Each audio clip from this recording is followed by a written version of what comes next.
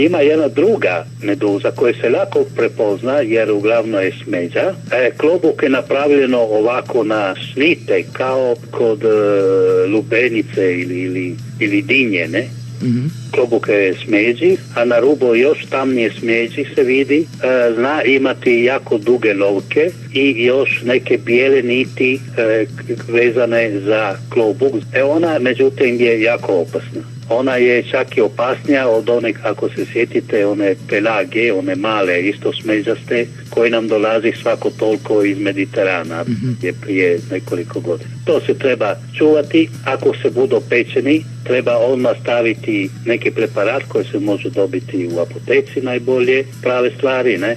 U najkrajem slučaju i amonijak, oni koji služi za čišćenje u kući, može biti i djelotvoran. Ne to trljati, inače otrov ide više unutra. Uglavnom u apoteci se može dobiti ili čak i kod liječnika za one koji su posebno alergijski osjetljive, jer taj otrov može izazivati taj šok afilaktijski kod posebno onih osjetljivih osoba. Na tome treba paziti. Di su viđene te meduze, te posebno opasne? Te posebno opasne su viđene svugdje. Mm-hmm. Ne u velikom broju, ovako po jednu. Najviše imam sliku gdje su čak i dvije i to je bilo na plaži tu kod Ruinja. Mm-hmm.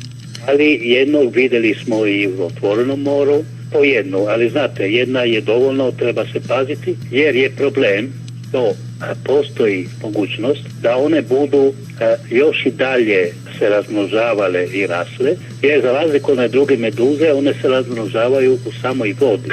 Mm-hmm. One druge mora ići neke faze preko sedimenta, pa onda duže traje njihovo razmnožavanje sve do sljedeće proljeća. Tako to ide. Ne? Ove opasne govorimo o kompas meduzama, je li tako? Tako zvanim?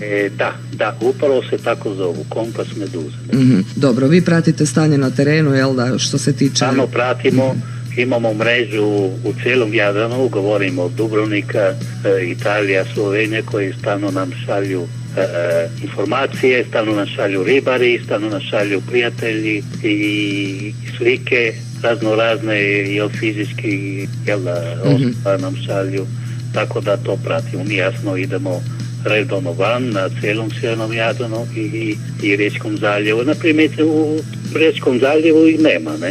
Mm-hmm. I u Kvarneru tamo, nego više, ali kod Premanture su viđene sada i čak do duše nemam baš za tu opasno, ali za ove drugu, pa je sve do Dugog otoka ima ih i puno. I prave probleme ribarima, jer jasno i začepi mreže i tako.